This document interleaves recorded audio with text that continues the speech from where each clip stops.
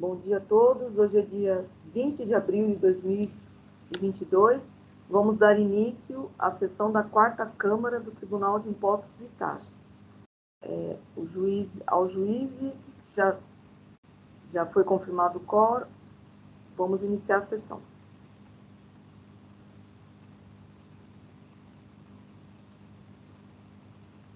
Tem um advogado para acompanhar, né, doutor André? Ele vai só acompanhar, né, Jailson? Que processo que é, por favor? Eu creio que ele está sem som e sem áudio. Porque vai só acompanhar. Jailson, qual que é o processo, por favor? Só um minuto, presidente. O doutor André, porque eu estava procurando aqui, eu não recebi a folhinha.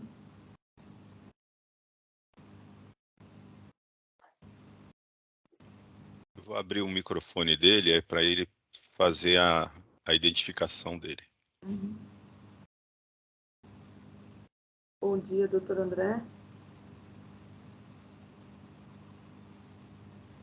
Bom dia, tudo bem?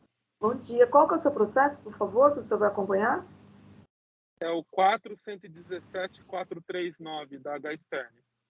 Então, o nosso primeiro processo da pauta é o 4.117.439, H-Stern Comércio e Indústria S.A., da relatoria do doutor Flávio Nascimento, e está retornando de vista do doutor Argos.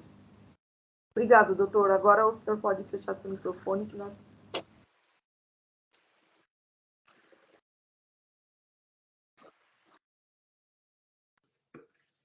Eu vou gravar aqui.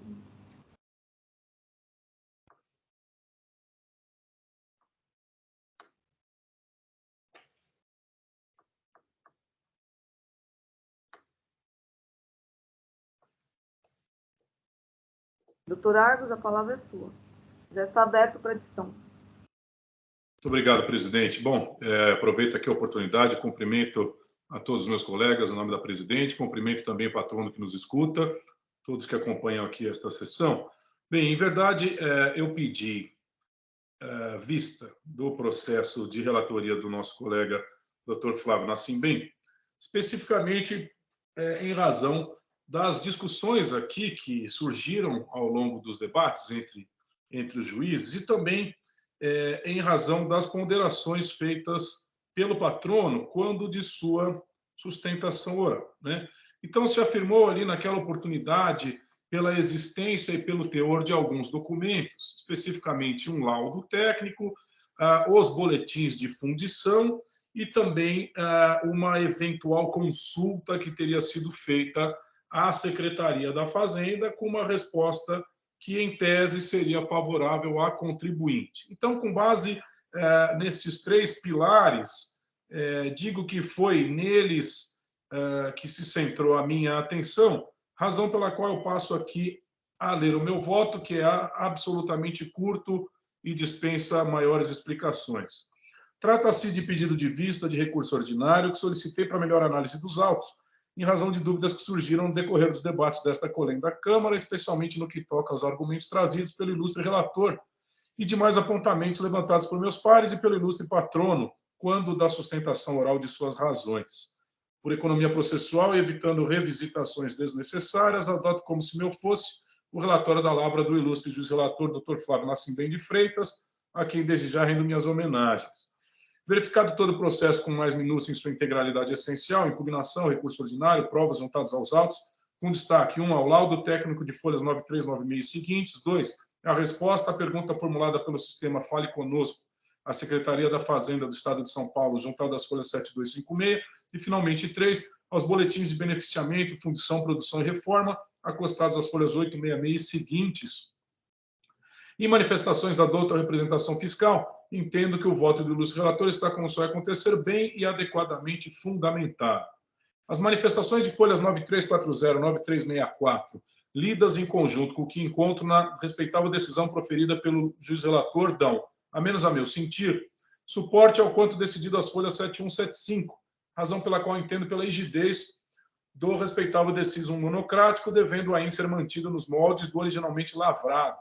O trabalho do FR autuante, bem como o entendimento do ilustre julgador tributário, não merecem reparo. Eis que precisas e preciosas destaco a minha absoluta concordância em relação às considerações tecidas pelo ilustre juiz relator, em relação não só à imprestabilidade do laudo técnico juntado nestes autos, dado o seu caráter genérico, como também no que toca ao fato de não se tratar de consulta formalmente dirigida à Cefaz, o questionamento acostado às folhas 7256. E, finalmente, quanto à impossibilidade de vinculação inequívoca entre as peças objeto do presente AIN e aquelas descritas nos boletins de folhas 866 e seguintes. Desta feita, em concordância com a totalidade dos argumentos aviados pelo culto juiz relator, tanto os principais em combate às supostas inconsistências, entre aspas, apontadas pelo patrono da autuada, quanto os subsidiários, estes relacionados aos acréscimos legais, juros e multas expostos pelo ilustre juiz relator em sua decisão, tomando-os para mim como se minhas razões fossem, julgo por inatacável o seu bem elaborado voto, dele nada divergindo. Diante do exposto, conheço do recurso ordinário para, no mérito, negar-lhe provimento. É como voto, presidente. Então, estou concordando com o voto muito bem lançado do doutor Flávio Nascimem.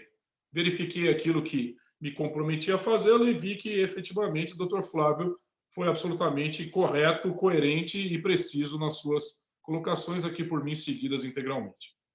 Obrigado, doutor Argos. O seu voto já circulou entre a gente, eu também olhei o processo e eu concordo, e eu vou acompanhar também o voto do relator. Doutor Zuli? Sim, já estava com o relator, até por conta dessas planilhas internas, eu vou chamar assim, né? E que, na verdade, elas não davam possibilidade de ajustar efetivamente aquilo que entrou, aquilo que foi refeito, aquilo que foi fundido. Então, fica realmente muito difícil. São pedras preciosas, por exemplo, eu tenho que ter um controle extremo em relação a isso, até dado pelo valor desses materiais. Então, deveria haver até um sistema computadorizado, no sentido de pedra tal, e dependendo da pedra, ela é numerada, na própria pedra, ela tem um controle de numeração. Então, acho complicado. Eu estou acompanhando o relator. Doutor Tabira, alguma consideração? Sem considerações, presidente. Obrigado. Então, eu vou encerrar os debates. Verificação do quórum, por favor.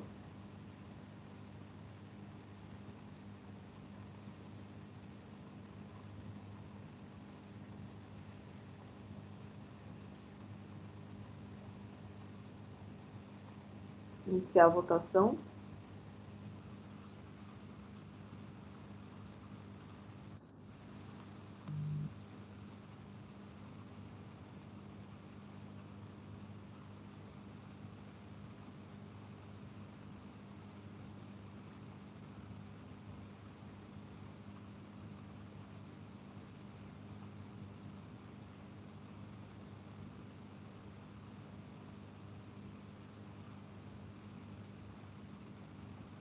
Por unanimidade, foi conhecido o recurso, mas negado o provimento ao recurso ordinário, nos termos do voto do relator. Obrigado ao patrono. Vamos passar para o próximo. Senhor presidente, creio que o doutor Rafael Ristel entrou aqui também na sessão para acompanhar, que o processo dele é o do Intertrade. Isso. Então, talvez fosse conveniente julgá-lo primeiro, né? Eu vou passar agora que o sistema hoje está lento, não sei de vocês aí, mas... Vamos lá. Então, o próximo processo, 4120909, Intertrade Brasil Telecomunicações Multimídia e Representações Limitada, da relatoria do doutor Argos, com vista conjunta pelo doutor Flávio e doutor Rafael.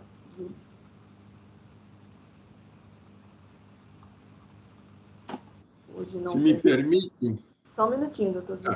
Hoje não haverá sustentação oral, que é retorno de vista.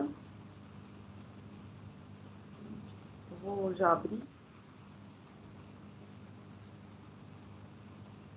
Está lento hoje, está bem lento.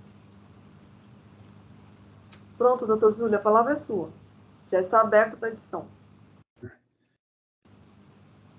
se me permite, na verdade, nós temos 4 infrações.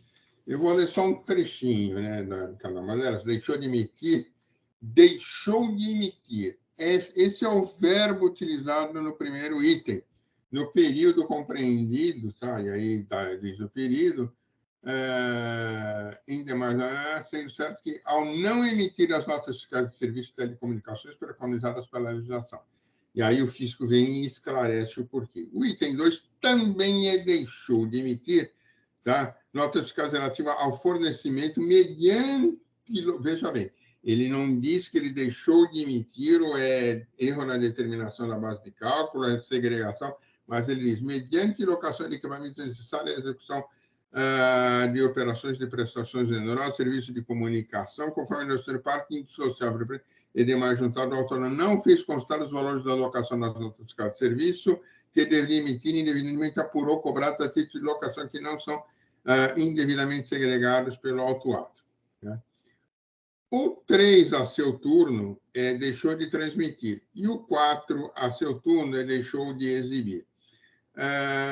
Eu fiz uma observação no voto do ilustre relator, tá? Quanto aos itens 3 e 4. Examinei e fiz, efetivamente, como é que eu diria, um resumo de todo o processo, né? E eu me lembro bem que no dia em que o ilustre doutor Argos leu o voto, ele diz, esse processo é diferente, esse processo o senhor vai me acompanhar por conta da forma como ele é e o seu conteúdo, não é isso?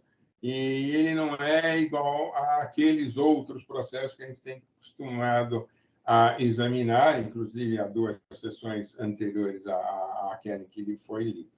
E, realmente, quando eu tinha lido já o processo, ou seja, quando eu vi o processo, eu tinha verificado com isso e fui obrigado a concordar, e por isso que eu pedi vista.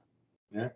E aí, então, eu estou, da mesma forma, conhecendo, né? E digo que de início cabe fazer referência ao bem elaborado voto do ilustre juiz relator,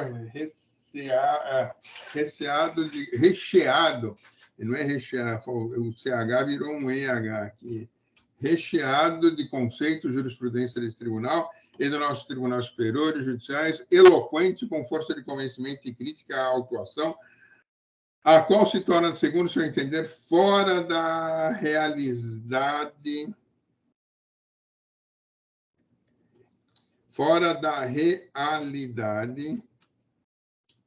atual, posto que o entendimento dominante seria outro, onde não há incidência de ICMS ou a junção da incidência do ICMS com o fato correspondente à alocação de bens destinada à complementação desse serviço. Todavia, o foco do conteúdo do brilhante voto, ao meu ver, aliás, motivo do pedido de vista, é outro, posto que é interessada não só para acobertar a prestação de serviço, como também para segregar indevidamente base de cálculo, emite notas fiscais referentes à alocação de bens, atividade meio, muito embora a autuada alugue equipamentos e presta serviço de comunicação a terceiros tomadores de serviço. Assim, apenas declara a receita da alocação não tributada pelo ISS e nem pelo ICMS, deixando de lado a prestação de serviço de comunicação efetivamente prestada. Age, assim, ardilosamente com o intuito sonegatório de grandes valores não submetidos ao fisco paulista. Das preliminares. Exame que efetua exame, eu podia pôr dois exames aqui, do exame que efetua dos autos não constatam preliminares objetivas a serem enfrentadas, muito embora a interessada apresente argumentos relativos à precariedade e liquidez do auto de infração e à superficialidade do lançamento em violação ao princípio da verdade material e o artigo 146 do CTN. Além de afastamento das penalidades aplicadas, item 4.1, ao reenquadramento da penalidade, item 4.2, e redução ou renovação da penalidade, item 4.3. Redução e afastamento das multas. Eu, na verdade, eu acho que eu vou pular essa parte, porque eu estou afastando referidos argumentos e digo, por exemplo, que isso porque no exame que efetua dos autos, observa que o fisco bem lançou a identificação da matéria tributária, notadamente a base de cálculo, o cálculo do montante do tributo devido, considerando seu cálculo e a alíquota aplicável à espécie, conforme demonstrativos fiscais e as penalidades aplicáveis. E tal sorte de presençamento contém todos os requisitos de validade, sendo certo também que o contribuinte pode ainda vir a não concordar com o lançamento e apresentar defesa, recurso mediante concessão administrativa tributária. Neste ponto é que, analisando o lançamento e as provas que instruem o relatório fiscal circunstanciado e demais elementos, bem como demonstram a irregularidade de forma como aponta o fisco. E aí eu teço essas considerações e lembro que a RF, em seu parecer, diz que no item 4.12, Fabiana Del Padre, ao referir-se ao ônus e um imperativo do próprio interesse da parte de que não pode ser confundido com obrigação ou um dever. Então, o ponto diferencial entre o ônus e a obrigação está nas consequências combinadas a quem não realiza determinado ato. Trata-se de vínculo obrigacional, havendo a omissão do sujeito que figura no polo passivo. E aí eu transcrevo esse trecho da ilustre doutrinadora. Nesse ponto, portanto, o ônus de provar corresponde ao encargo de quem tem a parte de produzir provas para demonstrar os fatos por ele alegado, isto é, não existe a figura da inversão do ônus da prova. Veja se caberia à parte interessada demonstrar que apenas locou grandes equipamentos a terceiros e não os manipulou na prestação de serviço de comunicação. Neste ponto, vejo que o fisco procedeu em muitas notificações, sendo que, na maior parte delas, as notificações estavam infrutíferas, ou seja, o fisco notificou e ele não trouxe. Nesse sentido, portanto, afasto argumentos. Argumentos semelhantes aos preliminares, todos devem ser examinados com mérito. Eu transcrevo as acusações para poder pontuar e partir de um ponto de partida. E, de início, eu faço o seguinte. De início, eu lembro que do exame que efetuo do bem elaborado voto do culto juiz relator, não observo, relator faltou R, não observo a análise objetiva e conclusiva quanto aos itens 3 e 4 relativos ao descumprimento de obrigação acessória. Examinando os autos, observo que o processo encontra-se devidamente instruído com elementos que comprovam as infrações conforme detalhado demonstrativo de folhas. De início, entendo que, de forma como o fez o relator, podem ser examinados em conjunto os itens 1 e 2, a saber, infrações relativas aos documentos fiscais, e aí eu falo deixou de emitir, tá? Tanto um quanto o outro, e digo que o autuado fez constar valores de locação nas notas fiscais de serviço de telecomunicação, modelo 22, que deveria emitir e indevidamente apurou valores cobrados a título de locação, que são indevidamente segregados daquele que o autuado entende que são os serviços, com supostas faturas de locação, ocultando ao fisco correspondentes operações tributadas pelos termos. Nessa hipótese, bem aponta o fisco que o contribuinte segredou valores de prestação de serviços, de locação de bens, ou ainda emitiu notas fiscais de locação de bens, quando, para todos os efeitos, tratava-se, no caso de prestação de serviços de comunicação, cujos valores nos documentos fiscais foram cobrados a título de locação no fornecimento de equipamentos necessários à prestação onerosa de serviço. Ou seja, a interessada prestou sim, e acaba por meio transverso por admitir a prestação de serviço de comunicação. Porém, divide essa cobrança em duas partes, uma parcela correspondente à prestação de serviço e outra, embora seja do mesmo espectro e atividade, ele separa e considera como locação de equipamento. Na verdade, esses equipamentos foram parte da prestação de serviço de comunicação, porém deixa de tributar essa parcela, seja pelo ICM ou pelo ISS. Ademais, cabe aqui lembrar a decisão normativa número 5, e aí eu transcrevo o item B da decisão normativa número 5 para situar a matéria, e aí eu começo a examinar exatamente a situação do processo. Por quê? Porque é diferente daquela que nós estamos acostumados a analisar. E digo que, neste ponto, ao examinar o conteúdo do processo, notamente as provas carregadas os autos pelo fisco, inclusive quanto foi relatado nas horas circunstanciais, fica evidenciada, vejo pelos demonstrativos 1 e 2, que foram identificadas operações, locações omitidas, bem como o cálculo de ICMS reclamado e as penalidades determinadas na legislação. Importante reforçar que este item 2 do AIN, o item 1 do AIN, não se confunde, mas sim se complementam, apesar de ambos terem em comum a não emissão das notas fiscais e a falta de pagamento de imposto. Veja-se que o seu recurso ordinário fica claro que esta fornecia por locação equipamento, bem como operava esse mesmo equipamento onde, por exemplo, no item 54 do seu apelo, bem destaca de forma explícita Spot Protection, locação de bens móveis, sendo que uma unidade de transmissão com 5 câmeras é 2 microcâmeras, gerando e 3 horas de segmento especial, de modo que as unidades são cedidas pela recorrente, devendo a contratante realizar a transmissão ponto a ponto do evento Brasileirão Feminino. Heroic Games. Também eu transcrevo o que o contribuinte transcreveu sobre 535. Assim, ao que se extrai da prova dos autos, a interessada alocava e operava os equipamentos, em última instância, efetuava a transmissão dos sinais de telecomunicação para a contratante da locação.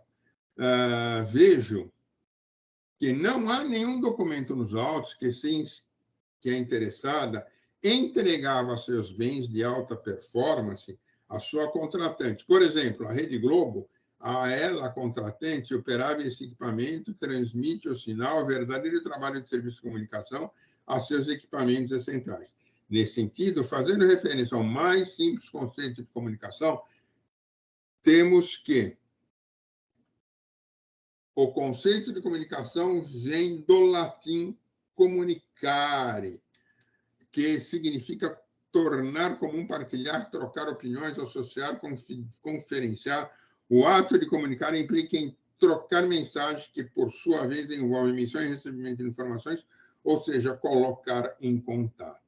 Examinando a hipótese dos autos, fica evidenciado que temos uma prestação de serviço de comunicação entre duas empresas. A empresa autuada, coloco como sendo a empresa autuada e a empresa B, o tomador de serviço. Não obstante, esta última possa ser uma empresa eminentemente de comunicação. Assim, em razão do conteúdo dos autos, temos a empresa A autuada loca equipamento e presta serviço de comunicação à empresa B, logo em seguida trata a informação e transmite o canal aberto ou fechado. Como isso ocorre? A empresa A autuada aloca o equipamento de alta performance com todos os elementos necessários à captura, por exemplo, de um som e imagem e transmite o processo de serviço de comunicação à empresa B, referidos sinais em verdadeiros processos de prestação de serviço de comunicação, muito embora possa a empresa B também ser empresa de comunicação. A sua empresa B transmite a informação tratada a seu público-alvo. Então, nós temos aqui duas etapas, né? A empresa A, que é autuada, ela captura o sinal, ela pega esse equipamento que ela diz que loca, mas, na verdade, ela não loca nada. Ela própria usa, tá? Eu só vou acrescentar aqui, ou seja, a própria empresa A usa o seu equipamento, o que não caracteriza locação. Tá? Por quê? Porque ela pega o seu equipamento, tá, para fazer exatamente o sinal. É isso? Então, ela pega o seu equipamento, vai lá em determinado lugar, aí eu não conheço futebol, essas coisas, mas vai até o campo lá do Palmeiras, não sei, né? Aí ela captura as imagens do jogo com o seu equipamento, pega essas imagens, encaminha, é o que está nos contratos, encaminha via satélite, tá? Então, ela está prestando esse serviço de comunicação do campo com o seu equipamento para o satélite, e do satélite que ela aloca, tá? Ela transmite, ou seja, faz a comunicação à empresa B, por exemplo, a Rede Globo. Então, o que ela faz? Ela vai lá no campo, para com o seu equipamento, filma, com o seu equipamento encaminha via satélite essa filmagem, tá? Essa comunicação, e faz essa comunicação entre ela e a Rede Globo, encaminha esse sinal, essas imagens de som à Rede Globo, e aí sim a Rede Globo pega e transmite a terceira. Então, nós temos uma divisão, nós temos a primeira fase do processo de serviço de comunicação e a segunda. A primeira da autuada e a segunda daquela que contratou, porque ela recebeu o sinal e ela vai tratar e vai transmitir. Então, é esse primeiro passo, né, tá? Efetivamente, o doutor José Rosa chamaria essa primeira perna, tá? Eu me lembro muito, a gente brincava muito nos cursos, né? Ele falaria essa primeira perna, ou seja, esse primeiro passo de comunicação, ou seja, da prestação de serviço de comunicação, ela ocorre entre a empresa A e a empresa B. E a segunda perna ocorreria entre a empresa B e os seus clientes, tá? Então, são dois serviços de comunicação independentes. À sua vez, a empresa B transmite a informação tratada a seu público-alvo, que seria, por exemplo, a Globo. Ou, e assim, ocorreu a prestação de serviço de comunicação entre a autuada, que loca o equipamento à empresa B, e referida à empresa. Tá? E aí é o que eu vou acrescentar novamente. Na verdade, presta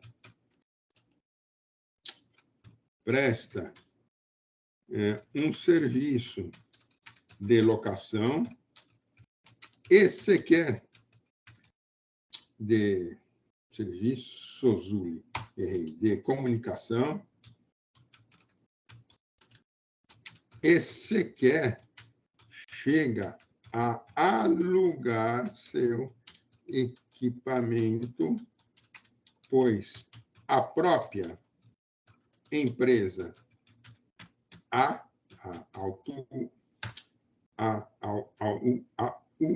autuada é quem utiliza o seu equipamento e transmite o sinal. Então, na verdade, não existe essa relação de eu estou alugando o equipamento. O que ela faz? Ela, em abuso de forma, ela utiliza dessa forma e coloca aluguel numa nota fiscal, perfeito, e não tributa nem pelo ICMS e nem pelo ISS. Se esse serviço de comunicação não há transmissão sendo certo nos autos que em nenhum momento a interessada trouxe qualquer prova de que não foi ela quem recebeu os sinais de som e imagem e ou transmitiu à empresa B. Em verdadeira prestação de serviço de comunicação à empresa B. E, neste ponto, como bem destacou o FISC em seu relatório circunstanciado, é certo que a autuada, abro aspas, através de pesquisa acessível a qualquer usuário da internet, no sítio www.casablancaonline.com.br, sendo que a Casablanca Online é o nome de fantasia do autuado, constante dos assentos da CADESP, dessa FASESP, dessa Cefaz, constatar-se que o autuado se apresenta ao mercado como diversos predicados, dentre os quais o fato de que sua empresa apta a produzir e distribuir comunicação, bem como oferece soluções complementares e integradas para a produção, captação, transmissão, gerenciamento e distribuição de conteúdo audiovisual. Então, o que ela faz é exatamente isso. Essa é segundo seu próprio contrato, segundo o que ela declarou no CADESP, é isso. O que ela faz? Ela captura as imagens, o som e transmite a alguém que a contrata. A seu turno, seu objeto de trabalho é no sentido de captação, transmissão, gerenciamento e distribuição do conteúdo audiovisual, ou seja, transmite sinais em verdadeiro processo de prestação de serviço de comunicação. Ainda ofício nesse ponto, relato circunstanciado, informa que a interessada, conforme dados coletados na escrituração contábil digital, ECD, do autuado, dão conta de que no biênio 2014-2015 a empresa lançou pagamentos na ordem de aproximadamente 19 milhões de conta contábil da empresa Direito de Uso de Satélite, fibras ópticas. Seus principais fornecedores desse insumo são a Starone S.A., mais de 10 milhões de reais, a Intersat do Brasil e a New Sky Satélites Limitadas, cada um aproximadamente com 3 milhões de reais, empresas especializadas na cessão da capacidade de satélite. O que eu fiz aqui? Bati no teclado. Só um minutinho.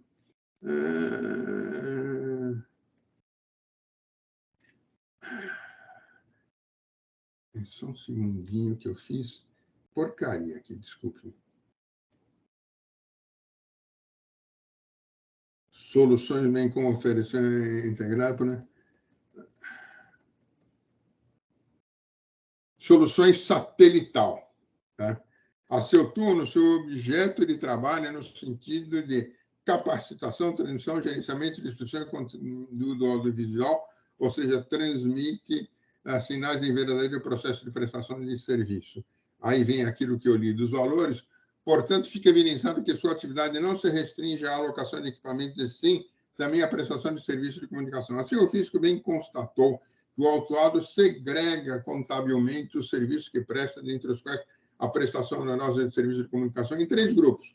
Contas de interesse do fisco paulista, que foram assim denominadas pelo próprio autuado. Neste ponto, informa o contribuinte que nos autos que pratica venda de serviços que englobam, entre outros, e ele diz isso, tá? Prestação onerosa de serviços de comunicação tributada pelo ICMS, que são erroneamente apurados por supostas notas fiscais eletrônicas de serviços, notas fiscais eletrônicas em 2014 e 2015. Essas operações que foram ocultadas ao fisco paulista somariam 35 milhões de reais. Venda de telecomunicação, prestação onerosa de serviços de comunicação parada por documentos que o autuado denomina de sua escritura fiscal por NFS ou FAT em 2014 e 2015. Essas operações que foram escrituradas na escrituração fiscal digital e FD, informados em guia pelo TOB, são um pouco mais de R$1 milhão. Neste ponto, ao que ocorre no item 1, a interessada deixou de emitir notas fiscais relativas a operações de prestação onerosa de serviços de comunicação, tendo emitido notas fiscais de locação em fatura e locação em verdadeiro abuso de forma, ocultando assim ao fisco paulista as prestações de serviços de comunicação, deixando de pagar o ICMS da mesma forma, assim o fez para o item 2. Veja-se que o item 2, a interessada não fez constar os valores de locação nas notas fiscais, que deviam emitir e indevidamente amparou valores cobrados a título de locação, que são indevidamente segregados daquele que o autuado entende que são de serviço, cujas supostas faturas de locação ocultadas ao fisco paulista, ocorrência de operações tributadas pelo ICMS. Veja-se, a um lado, emitiu notas fiscais referentes à locação de equipamentos, omitindo a prestação de serviços de comunicação prestada, e deixando o outro, emitiu notas fiscais onde identificou o registro de operações de locações omitidas, bem como calculou o ICMS reclamado e as penalidades determinadas, pode dizer, não submeteu essa parcela que integra a base de cálculo, segregando-a indevidamente. Neste item 2 do AIN, então, estão registradas as parcelas ocultadas ao fisco paulista e para as quais o ICMS não foi pago, relativos ao que o autuado convencionou chamar de locação e para as quais foram emitidas faturas de locação. No item 1 do AIN, estão registradas as parcelas também ocultadas ao fisco paulista, as quais o ICMS também não foi pago. E aí eu venho e coloco o dedo no item 1, tá? E digo, olha, no que corresponde ao item 1, temos a falta de emissão de documentos fiscais relativos à prestação onerosa de serviços de comunicação, tendo o contribuinte devidamente amparado suas operações por supostos notas fiscais eletrônicas de serviço, das parcelas relativas ao que o contribuinte chamou de receitas de serviços, ocultando ao fisco paulista a ocorrência de operações tributárias pelo ICMS.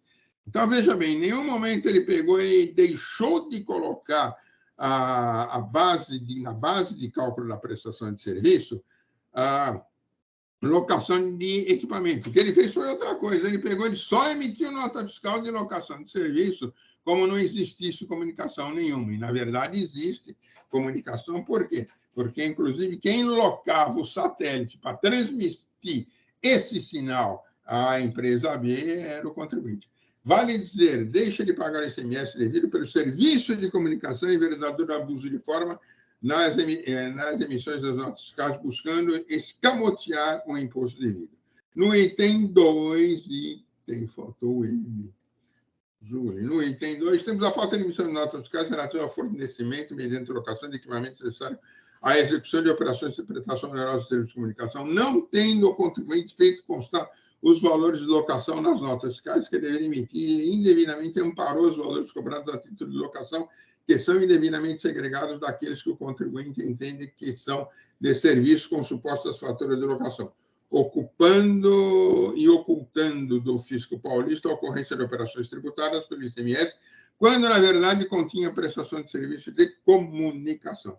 conforme consta do relatório fiscal circunstanciado, em pesquisa na internet, no sítio da Casa Blanca, online, é um nome fantasia, tá? Consta que esta se apresenta no mercado com diversas atribuições, dentre as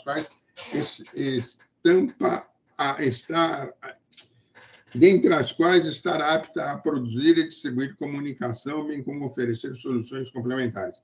Dentre as atividades interessadas, temos a atividade de telecomunicação por satélite, tendo sido coletados pelo fisco os dados de sua escrituração contábil, SCD, que demonstra que o lançamento dos pagamentos da ordem de 19 milhões, né, como já falei, só um minutinho. Perdão. Milhões de reais na conta de despesa, direito de uso de satélite. Então, poxa, se ele está usando o satélite, e o fisco foi lá e demonstrou isso e provou, e o contribuinte não falou, é que ele está executando uma prestação de serviço de comunicação. Então, escapa a questão de dizer, olha, deixou de incluir. Não é essa acusação, tá? De ter deixado de incluir na base de cálculo do ICMS a locação. Não é isso. Ele simplesmente esqueceu da prestação de serviço de comunicação e lançou notas fiscais de locação que não é nem tributada nem por um nem por outro, nem ICMS nem ISS. Portanto, tem razão oculto o relator ao afirmar que esse lançamento diverge dos demais lançamentos que estamos acostumados a ver em relação à matéria, e não se coaduna com as decisões do nosso Tribunal Judiciário e desta Corte Administrativa. Vejo que, no caso dos autos, estamos frente à circunstância, faltou C. Exúrio estava ruim. Minúsculo. Circunstância em que resta estampada a dicção da Lei 9.472 de 97, serviço de comunicação, consistem em, artigo 60, serviço de telecomunicação é um conjunto de atividades que possibilita a oferta de comunicação, e eu transcrevi todo o artigo 60. Logo, em consonância com a apresentação da empresa autuada ao mercado, folhas 989, 997, com a atividade que informa realizar ou pretende realizar, as folhas 1014, e com os lançamentos contábeis de principais fornecedores que constata, por exemplo, satélite, folhas tais, e tendo em vista que no registro da Anatel a mesma é classificada como empresa de serviço de comunicação, folhas tais, fica claro que a empresa autuada está apta para ser contratada, primordialmente para a prestação onerosa de serviço de comunicação. Isto porque a maioria dos lançamentos ocorre em razão da exclusão da base de cálculo relativa à prestação de serviço de comunicação, de valores relacionados à suposta alocação. Isto porque, na maioria dos lançamentos, na verdade, eu pulei aqui, não ocorreram em razão da exclusão da base de cálculo relativamente à prestação de serviços de comunicação desvalorizada da suposta locação de bens móveis e serviços de gerenciamento de redes, segundo o fisco, integram a prestação do serviço de comunicação, estando sujeito à incidência do ICMS do citado imposto, e sim a omissão da prestação do serviço de comunicação que em nenhum momento foi informado ao fisco e assim foi sonegado. Momento. Então, só repetindo esse trecho, integrantes da prestação de serviço de comunicação estão sujeitos à incidência do citado imposto de competência estadual, e sim a omissão da prestação de serviço de comunicação, que em nenhum momento foi informado ao fisco. Achei o erro onde estava, porque ele pulou. Ao fisco, e assim foi sonegado. Assim, porém, a situação é outra diametralmente oposta. A seu turno, né? Eu vou só acrescentar aqui, ao examinado no voto do culto relator. A seu turno, as decisões que se referem ao culto relator, inclusive a grande maioria das decisões dessa Corte, dizem respeito à segregação na base de cálculo por falta de inclusão da parcela relativa à alocação de equipamentos na prestação de comunicação. Veja-se que não só o relatório circunstanciado, como também a representação fiscal no item 5.6, bem esclarece a forma de agir da interessada a saber. Venda de serviços que englobam, entre outros, a prestação onerosa de serviços de comunicação tributária pelo ICMS, que são erroneamente apurados por supostos notificados eletrônicas de serviços. Em 2014 e 2015, essas operações foram ocultadas do Fisco Paulista, somaram 35 milhões. Venda de locação de equipamentos, receitas de locação de equipamentos necessários à prestação de serviços de comunicação, e que são amparadas por simples faturas de locação, em operações que também foram ocultadas ao fisco. Quer dizer, na verdade, tanto uma quanto o outro. Essas últimas correspondem a 37 milhões de reais. Venda de telecomunicação, prestação onerosa de serviços de comunicação, amparados por documentos que o autor denomina de sua escrita contábil por NFS ou FAT em 2014 e 2015. Essas operações que foram escrituradas na escrituração fiscal digital e informadas em GIA neste ponto, GIA, neste ponto, as acusações engasguei. Neste ponto, as acusações dos itens 1 e 2 decorrem da falta de pagamento do imposto por falta de inclusão da base de cálculo e parcela relativa ocorre na falta de pagamento do imposto por falta de emissão de notas fiscais relativas à prestação de serviço.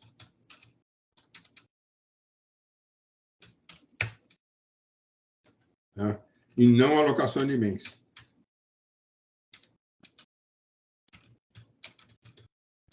Ou seja, ele utilizou locação, eu errei, desculpe. Ele utilizou essas notas de serviços como se fosse inverteu, né? E aí sim, infrações relativas aos documentos fiscais, deixou de emitir no período, eu leio para reforçar, deixou de emitir no período compreendido em 2014 e 2015 notas fiscais relativas à operação de prestação onerosa de serviços de comunicação, operações essas descritas no campo que estão no campo de incidência do ICMS, sendo certo que, ao não emitir as notas fiscais de serviços de comunicação, preconizadas pela legislação e indevidamente amparar suas operações por supostas notas fiscais eletrônicas de serviço. E aí também deixou no item 2 de emitir as notas fiscais relativas mediante alocação de bens. Assim fica claro que, segundo acusa o fisco, o item que mais se aproxima da segregação de valores de cálculo é o item 2. Porém, este não trata de acusação de falta de pagamento de imposto por erro na determinação da base de cálculo, e sim de falta de emissão de notas fiscais. Veja-se que, no caso, a autuada teve, no período de despesa de 19 milhões, referente ao direito de uso de satélites, fibras ópticas, que é incompatível com a receita apenas de R$1 milhão da prestação de serviços de comunicação executada pelo ICMS, vale dizer, presta sim serviço de comunicação, porém não o submete à tributação. Cabe observar que a Lei 9.472, né, que aqui eu volto ao artigo 70, que eu digo que já transcrevi, a título de exemplo, o dispositivo uplink, enlace de subida. Esse uplink é o chamado enlace de subida. É um serviço prestado pela interessada que permite conectar diversos tipos de dispositivo à internet, não possui utilidade autônoma em relação aos serviços de comunicação. Assim, não é razoável esperar que o usuário a instale com o único propósito de usufruir das suas utilidades intrínsecas, já que não possui serventia, a não ser que esteja vinculado a um serviço de comunicação. Neste ponto, aliás, a Lei Complementar 8796, em seu artigo 13, inciso 3º, prescreve a base de cálculo na prestação de serviço de comunicação, já falo um pouquinho dela. Assim, não obstante, inclusive, a digna RF, lembre, comunicado CAT e normas relativas à base de cálculo de ICMS, prestação de serviço, a matéria aqui tratada é outra e não restou bem clara restou bem clara nas acusações de itens 1 e 2 do presente lançamento, Veja-se que o próprio julgador, ao iniciar a sua decisão, destaca que, item 10, o fisco entende que se tratar-se de prática elisiva, materializada no fatiamento de suas operações, separando indevidamente a prestação onerosa de serviços de comunicação da alocação e prestação de serviços intermediários. E aqui ele vem explicando e explica exatamente essa posição que eu estou adotando. Já no item 15, o julgador examinar a questão da decadência, bem ressalta tratar-se de falta de emissão de nota fiscal, destacar, faltou o ar, destacar, tendo sido omitida ao fisco estadual pela falta de emissão de notas fiscais e falta de transmissão de correspondentes tais documentos, a mista aplicação de 173. Já no item 20, o ilustre julgador bem lembra, não é necessário grande esforço para extrair das cópias dos poucos contratos celebrados entre autuários e seus clientes traduzidos aos autos 509, 609, que os serviços por ela prestado não são simples locações de equipamento ou serviço meramente preparatório para serviço de comunicação, mas sim serviço de comunicação com fornecimento de equipamento necessário à prestação que integram a base de cálculo incidente à normativa do presente auto. Ressalto que os serviços por ela prestados não são simples locações de equipamentos ou serviços meramente preparatórios para serviço de comunicação, mas sim serviço de comunicação com fornecimento de equipamento e sua prestação. De outra banda, a autuada também informa em dia que as operações que erroneamente entende como não tributadas, assim, não resta dúvida de que o comportamento da empresa autuada oculta do fisco estadual prestações tributárias de serviço de comunicação ao não revelar operações que nos termos da legislação deveriam ter sido tributadas e registradas e informadas. A empresa autuada realiza a prestação onerosa de serviço de comunicação via satélite, porém, além de não emitir a nota fiscal, modelo 22, efetua a prática de fatiamento segregado para efeitos comerciais e contábeis de sua prestação onerosa de serviço de comunicação, as receitas de comunicação. Quer dizer, ele acaba fazendo os dois, mas principalmente ele escondeu a parte de comunicação. Diante de tais fatos, provas e circunstâncias, notadamente da real matéria tratada nos autos e do abuso de forma empreendido pela interessada na emissão das suas notas fiscais e na falta de emissão de notas fiscais para retratar a prestação de serviços de comunicação prestados, é que mantém os itens 1 e 2. Item 3 e 4 eu analiso, olha, ele deixou de transmitir, é fato, tá? Realmente ele não transmitiu referidos artigos, tá? Eu seleciono, eu identifico e digo, né? Vale que não os fatos descritos caberiam interessar a transmitir, mesmo que sem movimento, o arquivo haja visto a sua atividade segundo o cadastro do contrato social. A interessada requer, ao quanto a esse item e ao item 4, né, que seja aplicado o artigo 527-A. Eu não vejo que seja o caso de relevar a multa. A mesma coisa para o item 4, né, deixou de exibir. Na verdade, aqui eu tenho um descumprimento de obrigação e eu tenho um claro embaraço à fiscalização. Eu falo um pouco sobre isso, tá? E digo que não é o caso também de aplicar. Demais situações do mérito, pedido de reenquadramento, eu não vejo que se trate de pedido de reenquadramento da multa em relação ao item 1 e 2, e esclareço, né, que infrações de item 1 e 2 para o artigo 521-C, pois a norma vincula a hipótese em que não há emissão e ou escrituração do documento fiscal da prestação tributada, que nesse caso seria a nota fiscal de serviço, né? Modelo 22, porém, quanto aos eventos listados demonstrativos, em relação à parte da receita, do que chamou serviço, o contribuinte supostamente emitiu notas fiscais de serviço. Quanto aos efeitos listados demonstrativos, também tratou como locação, tá? Aí eu lembro um pouquinho do Túlio Ascarelli, tá? Porque eu estudei por ele, tá? Veja-se retirando a máscara, como fazia no passado, referência em sua obra, Túlio Ascarelli e os ingleses, na hipótese de quebra das empresas, que a situação bem destacada pelo fisco é a da falta de emissão de documento fiscal. Eu estou tirando a máscara daquilo que existe e, sem dúvida nenhuma, ele tentou esconder as prestações, né, deixando de emitir uma nota fiscal, emitindo uma outra que não teria nada a ver.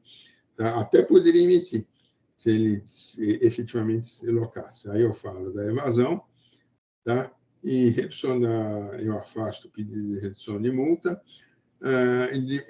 E ainda lembro o que fala a representação fiscal quanto à questão do dólar, simulação, a forma de agir, o valor da empresa, multas e juros, né?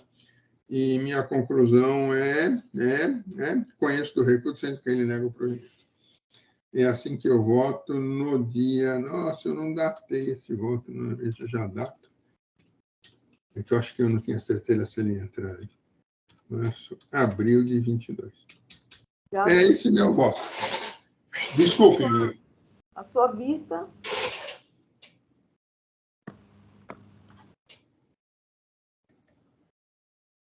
E o Flávio? O que aconteceu com ele? Está fechado o microfone, doutor Flávio. Oi, eu vou me permitam ler apenas trechos do meu voto, já que ele vai na mesma direção do doutor Zulli.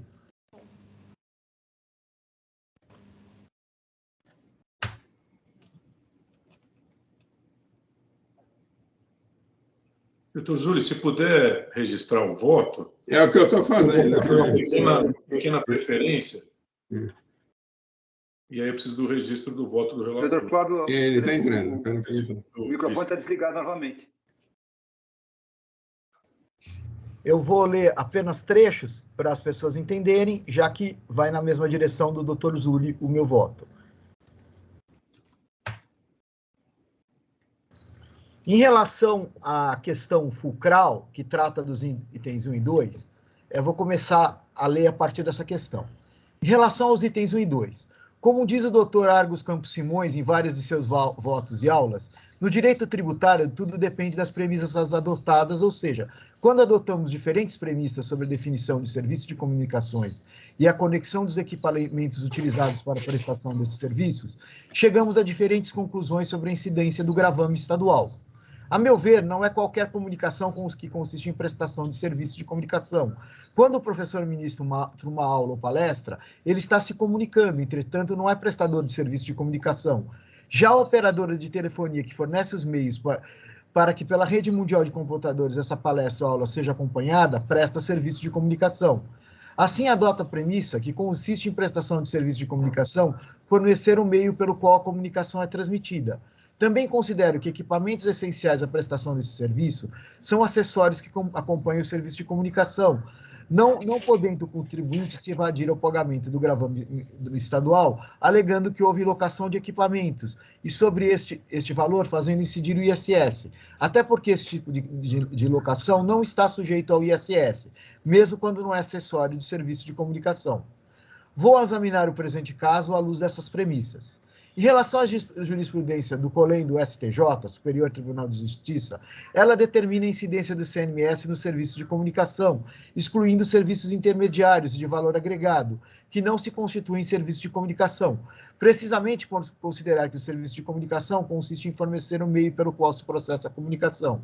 Nesse sentido, há até súmula excluindo os provedores de acesso à internet, que permitem o acesso à internet, mas não fornecem o meio pelo qual se dá a comunicação pela internet. Estes realizados por operadores de telefonia ou outras empresas de comunicação. Não há incidência de ICMS para provedores de acesso, como o antigo Mandic, que só operava acesso à rede, porém algo muito diferente ocorre com operadores de banda larga, que fornecem o meio.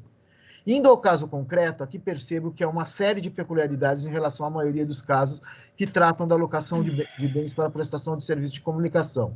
A Intertrade presta serviços e loca equipamentos para empresas que são, por sua vez, prestadoras de serviços de comunicação, como se depreende das notas fiscais trazidas aos autos pelo fiscal autuante, ou seja, as notas faturas de locação, as quais, junto ao campo descrição, representam a alocação de equipamentos de áudio de vídeo, evento, band, folia, locação, uplink, locação de equipamento de áudio e vídeo, campeonato alagoano, locação de equipamento de áudio e vídeo, evento Walmart Pacaembu, locação de evento de áudio e vídeo, campeonato paulista, locação de equipamento de áudio de vídeo de um mensal, locação de equipamento de áudio e vídeo, campeonato feminino em Santos, locação de unidade móvel, locação de DSNG, locação de Comate, evento WGP Final Tour. As faturas apostadas às folhas 141 e 147 mostram de forma clara que os clientes da recorrente que alugaram seus equipamentos eram empresas que prestavam serviço de comunicação. O ponto fulcral aqui é determinar se a autuada, além de alugar os referidos equipamentos, prestava serviços de comunicação, sendo tais serviços essenciais para esta prestação, e, portanto, a incidência de ICMS sobre todas as operações, esvaziamento de base de cálculo pela recorrente, ou se não houve prestação de serviços de comunicação, pois os serviços intermediários prestados são de natureza diversa, valor agregado. A autuada, em seu apelo, explica algumas de suas operações. Nessas operações, não há apenas o fornecimento e alocação dos equipamentos, mas também a autuada opera esses equipamentos, fornecendo o meio pelo qual se dá a transmissão dos eventos esportivos, atuando como uma espécie de terceirizada de outras empresas de comunicação. Fica claro que o próprio apelo da autuada e das notas fiscais que esta emite, e onde diz estarem as operações sujeitas ao SSQN, que esta empresa presta serviço de comunicações, folhas 509 a 559. Aqui também, pelo volume de operações e recursos no presente auto de infração, verifico que houve esvaziamento da base de cálculo do tributo, onde o grosso das receitas se concentra na aplicação de equipamentos supostamente tributados pelo ISS, com alíquotas bem menores, o que, a meu ver, se caracteriza o distinguish, não se aplicando à jurisprudência da STJ. E mais que isso, uma forma de disguising, abuso de forma quando aplicamos paradigmas vinculantes. Não há como reenquadrar a infração para o artigo 527.1c do RICMIS 2000, pois, para tanto, seria necessário que a autuada tivesse emitido notas fiscais sujeitas à operação do ICMS, não suprindo ter emitido notas fiscais que erroneamente sujeitavam a operação ao ISSQN. Desta forma, eu mantive os itens 1 e 2. Em relação ao item 3, a infração está em controvérsias nos autos, vez que os arquivos digitais não foram transmitidos. Nem mesmo se não se configurasse as infrações do item 1 e 2, o que não é o caso, a autuada poderia ter procedido como fez, pois deveria ter transmitido os arquivos, entre aspas, zerados. Não há como reduzir a multa no item 3, pois aqui, apesar de estarem presentes os pressupostos objetivos de aplicação, não havendo falta de pagamento de imposto nem dolo, fraude ou simulação, o porte e os antecedentes fiscais não me permitem reduzir a multa. Assim sendo, eu mantenho o item 3. Em relação ao item 4, aqui houve claro embaraço à fiscalização, onde a autuada não apresentou ao fisco contratos com seus clientes e tratativas comerciais. A inflação está plenamente caracterizada, independente, inclusive, das demais, já que impediu que a fiscalização prosseguisse no seu trabalho. Em relação ao item 4, não há como reduzir a multa, visto que a autuada conscientemente não forneceu as infrações solicitadas, havendo dolo. Também em relação aos critérios subjetivos, o porte e os antecedentes desaconselham a redução das multas em tela. Mantive o item 4. Em relação ao não confisco, aos juros e ao valor básico da multa, eles foram mantidos em função da Lei 13457 de 2009 e das súmulas do TIT. É esse o resumo do meu voto, que vai na mesma direção do voto do Dr. Zuli. Obrigada, doutor Flávio. Doutor Argos, o senhor tem a palavra? Presidente, eu só fiz uma preferência ajustando aquele voto que já foi lido, em verdade, rendendo homenagens aqui aos meus colegas, especialmente as observações trazidas pelo Dr. Zuli quanto ao enfrentamento direto dos itens 3 e 4. Eu já anuncio que eu vou manter o meu entendimento, o meu voto original, porém, nesta preferência, eu inseri aqui alguns parágrafos justamente acatando aqui o entendimento do Dr. Zuli, no sentido de que eu deveria ter aí, ou poderia assim fazê-lo, enfrentar direta e objetivamente os itens 3 e 4. Então, é o que eu faço aqui. O voto ficou longo, mas, na verdade, ele é bem curtinho, e aí sim traz o voto inteiro já com essas modificações. A despeito do bem esgrimado voto vista, da lavra de meu colega, Dr. Rafael Zuli, e do igualmente bem lançado voto do Dr. Flávio Nascimbem, mantenho forte minha convicção pelo cancelamento integral do presidente AIM, pelas razões já por mim expostas, mormente pelo arrazoado que fiz acerca das provas acostadas aos autos. Todavia, especificamente em relação aos itens 3 e 4, sensível aos argumentos manejados nos referidos votos vista, Acrescento ao meu voto original, que aqui transcrevo com seus parágrafos agora numerados, então eu numerei justamente para dizer exatamente o que eu estava acrescentando. As considerações em parágrafos que passam a receber a numeração abaixo. Eu inicio no parágrafo, então, 92 e termino no parágrafo 106. Vamos lá. Para que não se alegue a precariedade desta decisão, passo a enfrentar objetivamente os itens 3 e 4 do presente AIM. Com amparo no brocado romano acessório sequitur principale, penso que, descartadas as acusações dos itens 1 e 2 deste AIM, as exigências acessórias contidas nos itens 3 e 4 são automaticamente desconstituídas. Com a devida vênia de meus pares, não vejo autonomia absoluta das condutas 3 e 4 em relação àquelas descritas nos itens 1 e 2 da peça vestibular. Tanto assim o é que, de um lado, a própria exigência trazida junto ao item 3 do AIM faz menção ao valor numérico cuja somatória abrange os valores descritos em seus itens 1 e 2. E, de outro, 2, os contratos de clientes referidos no item 4 dizem respeito justamente às operações relacionadas nos itens 1 e 2. Por tais razões, a relação intrínseca entre tais exigências é, a meu sentir, inafastável. Prossigo. Partindo-se da premissa de ter a autuada deixado de emitir notas, as quais seriam devidas no caso de se estar realizando serviço tido por serviço de comunicação e, portanto, sujeito à incidência de ICMS, entendeu o senhor agente autuante teria a mesma incorrido em infração, tanto no caso 1, do não envio de arquivos magnéticos descrevendo as operações referidas naquele período, quanto 2, na hipótese da falta de exibição de documentos solicitados pela fiscalização.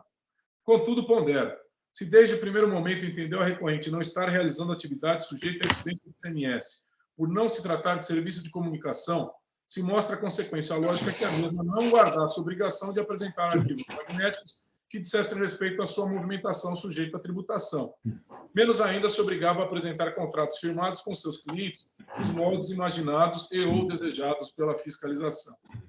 Se aqui faço coro com o entendimento do egrégio STJ, tirado em sede de repercussão geral e sobre a sistemática dos recursos repetitivos, quanto à não incidência de ICMS sobre as atividades da recorrente, penso descabidas as exigências feitas pelo fisco nos moldes solicitados, bem como devam ser afastadas as penalidades pelo seu não cumprimento enquanto fruto de seu descabimento.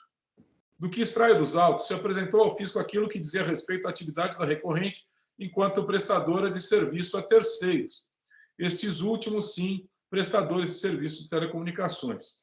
A leitura do teor dos contratos acostados aos autos é, a meu sentir, suficiente o bastante para atestar o que aqui se afirma.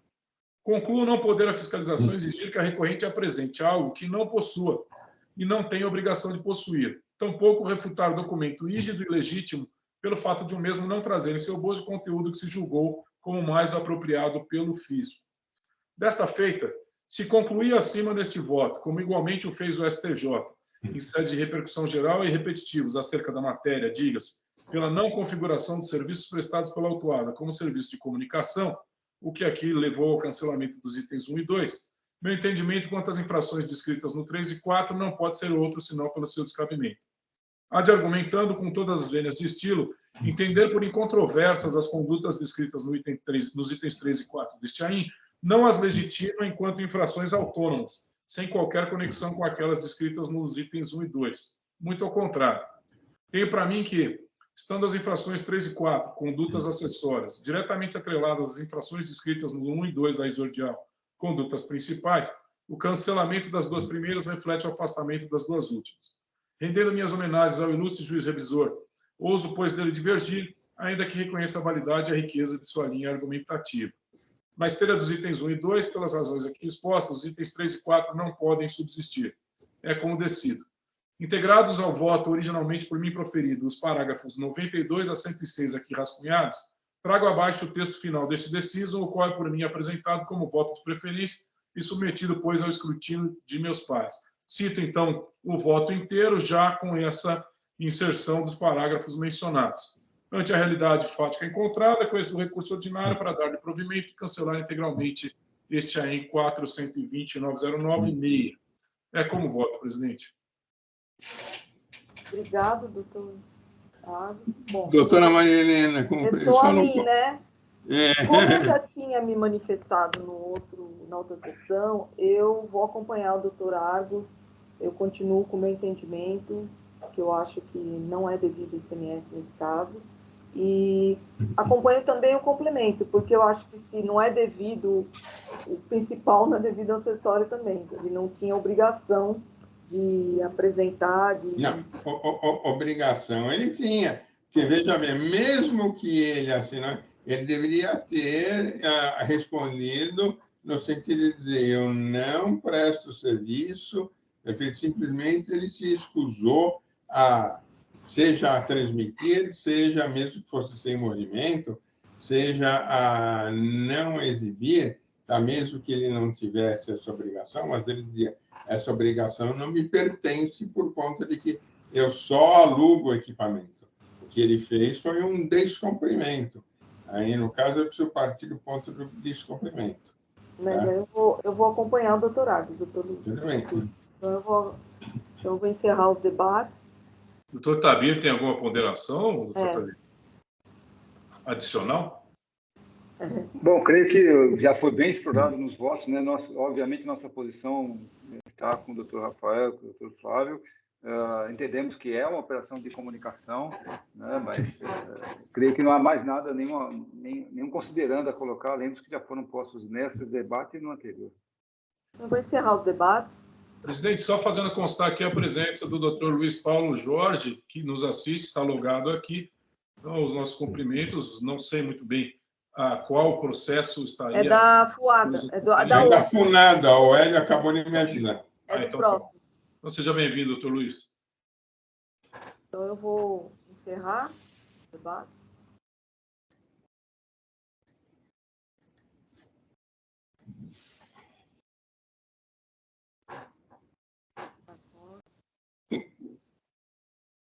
Iniciar a votação.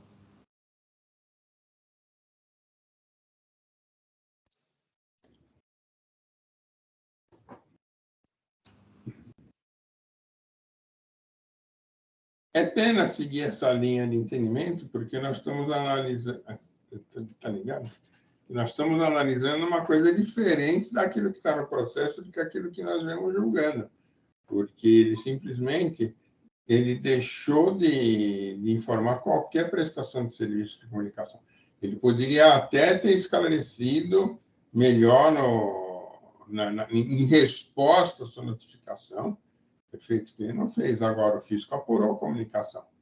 Apurou porque o simples fato dele alugar satélite e ter uma despesa de 30 milhões na locação de sinal de satélite já demonstra que, efetivamente, ele está prestando alguma espécie de serviço de comunicação. Doutor Zúlio, só a título de argumentação, né? Já foi argumentado, a votação já se encerrou, mas eu só relembro que, independente desse manifesto respeitado no entendimento, 2 casos idênticos já foram levados ao judiciário, já transitaram em julgado, os 2 autos foram cancelados justamente sob a alegação de que não caberia, inclusive, recurso especial extraordinário pela sistemática de recursos repetitivos e repercussão geral do STJ. Então, assim, é um caso morto, que só vai implicar em sucumbência para o fisco, né? São casos idênticos, já em que se cancelaram os autos de infração, se deu o pedido da autuada, a mesma autuada, as mesmas infrações idênticas, e já transitou em julgado, por questão de inadmissão, inclusive, dos recursos. Portanto, independente de muito valiosas as suas considerações, este caso em particular é morto. A gente sabe qual é, não é uma ciência de imaginação. Nós já sabemos qual será o resultado, se levado ao judiciário, se mantido pela Câmara Superior. Será o mesmo que se deu aos outros 2. Portanto, independente dos posicionamentos pessoais, mais uma vez, absolutamente louváveis, nós já sabemos aqui o que vai acontecer, né? Mas, enfim, fica aí mais um caso aí interessante que analisamos aqui, com posições divergentes, algo absolutamente salutar.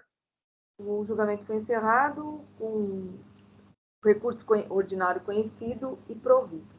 Obrigado, doutor Rafael. Vamos passar, então, para o próximo e último processo da pauta.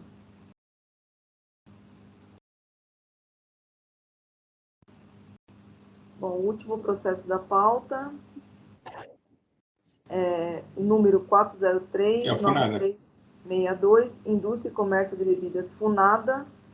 O relator é o Dr. Rafael Zulli e está retornando em vista meu pedido. Então, eu vou colocar o voto.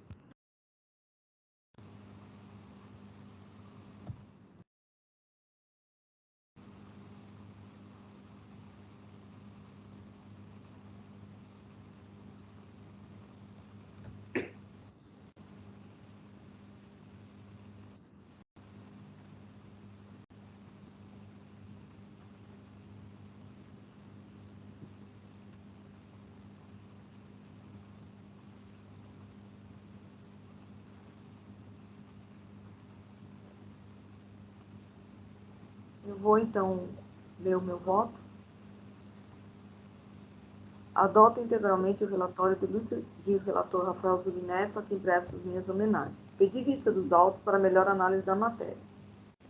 Data vênia, ouso discordar do nobre colega relator, tendo em vista que, conforme provas acostadas aos autos, a despeito de ser incontroverso o fato de que o maquinário encontrar-se no interior do Parque Industrial da empresa autuada no dia 8 de agosto de 2012, tanto que lá apreendido, nessa data, ela, a empresa autuada, não detinha a respectiva posse, como sustenta a fiscalização.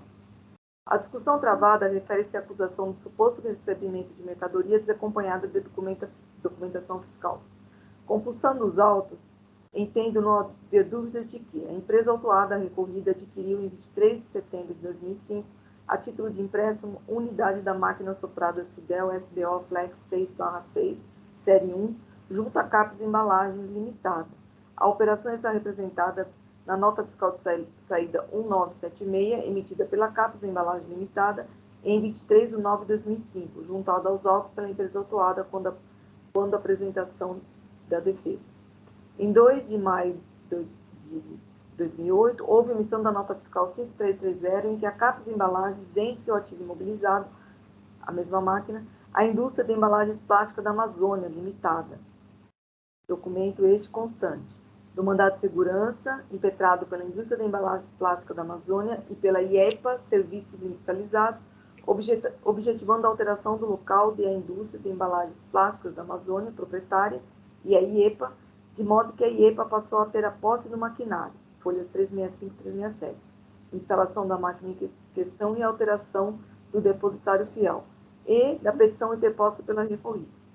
Exatamente na mesma data, 2 de maio de 2008, fora firmado o contrato de comodato da referida máquina por prazo indeterminado entre a indústria de embalagens plásticas da Amazônia, proprietária, e a IEPA Serviços Industriais, de modo que a IEPA passou a ter a posse do maquinário.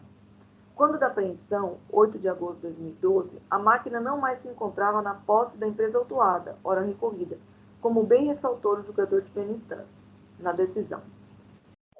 Ele ressaltou que, por ocasião da pré-apreensão, ou seja, 8 de agosto de 2012, o maquinário não estava mais na posse da autuada, e sim da IEPA, em razão do teor do contrato de folhas 365 a 367, de comodato assinado em 2 de 5 de 2008, entre IEPA Serviços, de Presidente Prudente, e Indústria de Embalagens Plásticas da Amazônia, esta proprietária do maquinário, tendo em vista a aquisição da mesma data, conforme nota fiscal 5330, folha 577.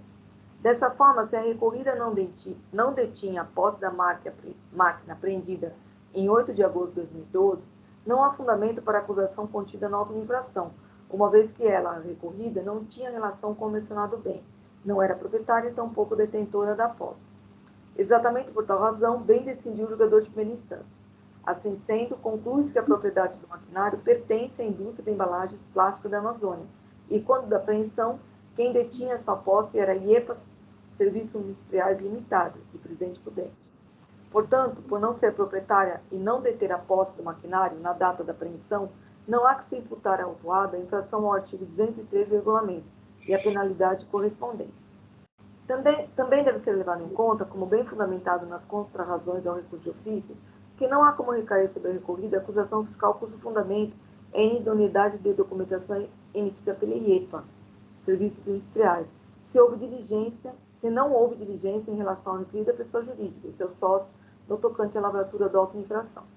Ainda, repito-se, não pode ser ignorada a existência do contrato de comodado firmado em 2 de maio de 2008 entre a indústria de embalagens plásticas da Amazônia e a IEPA Serviços Industriais, e que conferiu a posse do bem a esta última. Nesse ponto, bem decidiu o julgador de primeira instância, conforme inclusive destacado pela recorrida.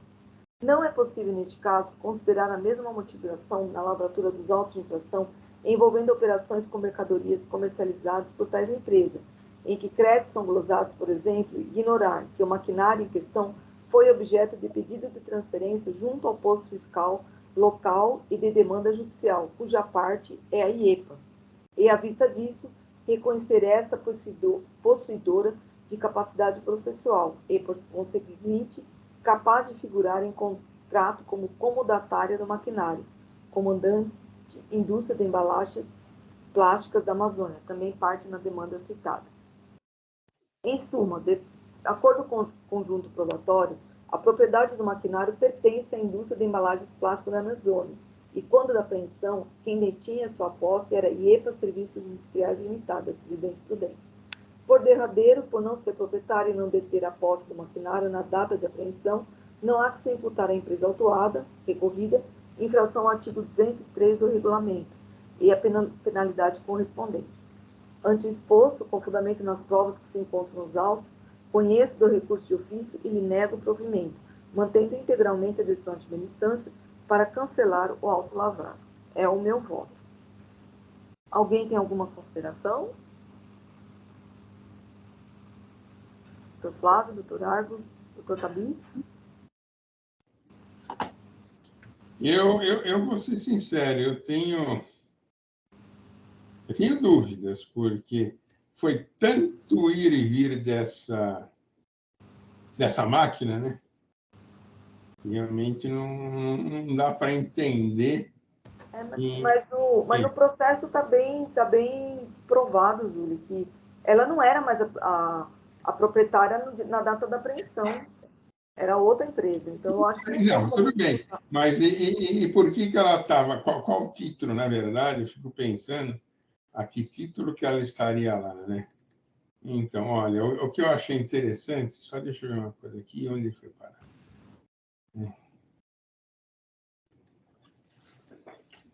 Porque no recurso especial, olha o que se entendeu, né? O Antônio Augusto, que entendeu, né? Da anulação, ele entendeu que... Relatório, só um minutinho.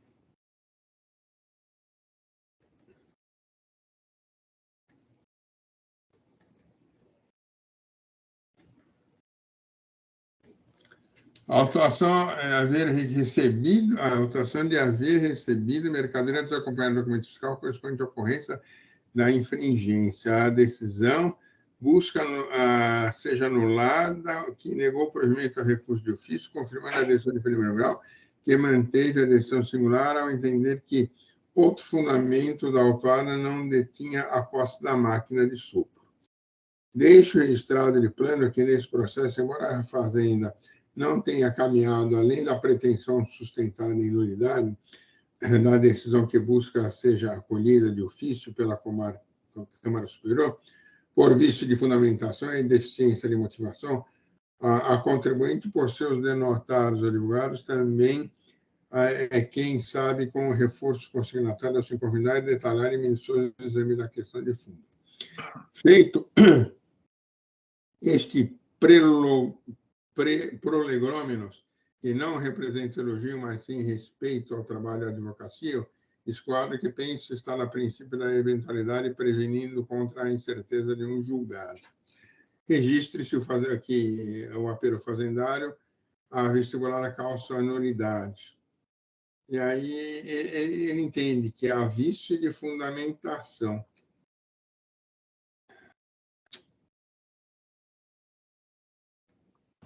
Então, mas era vício de fundamentação no outro julgado. Aqui a gente já fundamentou por que a gente acha que tem que ser mantida a decisão de primeira instância. Eu acho que as provas que estão nos autos, elas são claras, objetivas, não dá para julgar diferente, imputar a recorrida uma infração que ela não deu causa. Deixa eu falar o que eu penso aqui um pouquinho. Eu acho que, nesse caso, eu vou acompanhar a doutora Maria Helena, porque eu acho até que esse contribuinte aí tem alguma coisa errada, mas que essa infração não dá para ser de falta de emissão de nota. Eu não estou falando que o contribuinte fez tudo certo no ICMS, mas aí tem alguma coisa errada, mas essa infração não dá para ser. Porque, assim, na verdade, você julga aquele auto de infração que o cara fez. Você não julga se o contribuinte é santo ou não. Então, nesse caso em particular, na maioria dos casos, eu costumo acompanhar o Dr. Zúlio.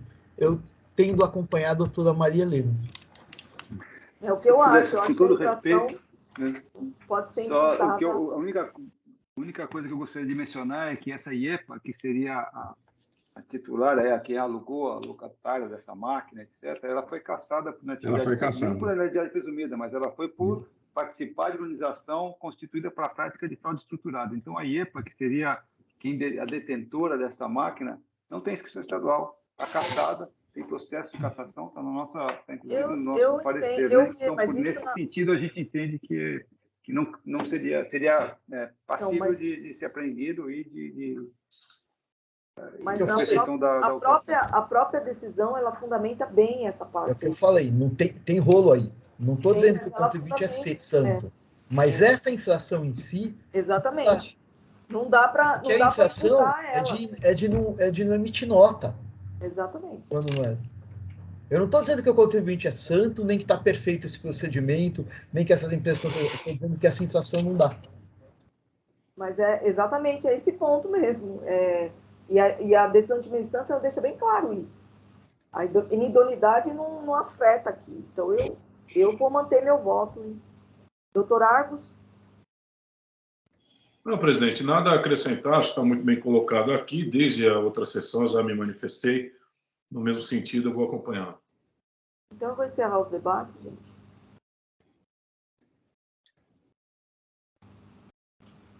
Eu vou confirmar meu voto, se me permitirem, tá? Verdade. Não dá para... Eu acho que tem alguma coisa errada. Foi um ir e vir muito grande, uma foi cassada, a outra não... Sabe, me parece... Eu não sei qual foi o real objetivo dele, tá? Se foi sonegar imposto, esconder a máquina. Efetivamente, é difícil saber o que teve por trás, tá? Mas que houve a falta de emissão. Ou seja, ela estava lá sem nota. Iniciar a votação.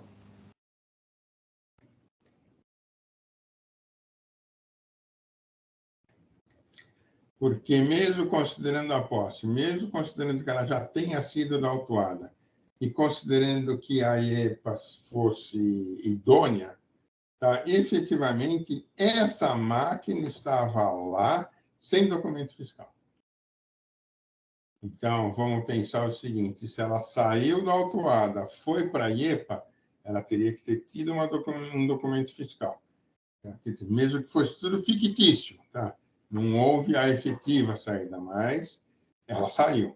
E aí ela teria que ter retornado ao estabelecimento do contribuinte com nota fiscal. Então, ela saiu e foi para a IEPA, embora não tenha saído do local, tá? Porque a IEPA funcionava lá dentro da FUNADA.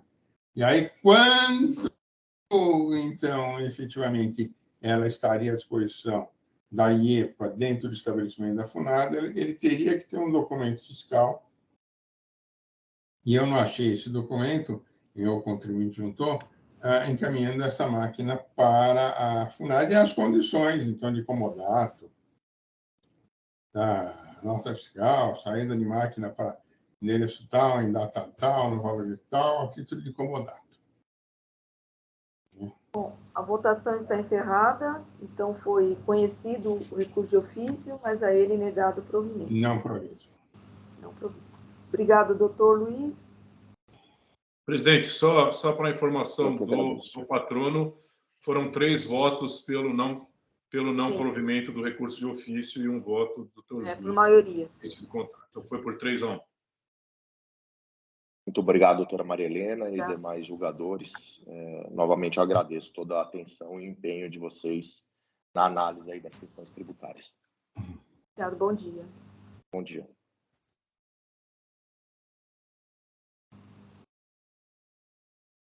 Bom, então, com esse julgamento, nós encerramos a nossa sessão de hoje da 4ª Câmara do Tribunal de Impostos e Taxas, dia 20 de abril de 2022. Jailson, você pode interromper a gravação, por favor?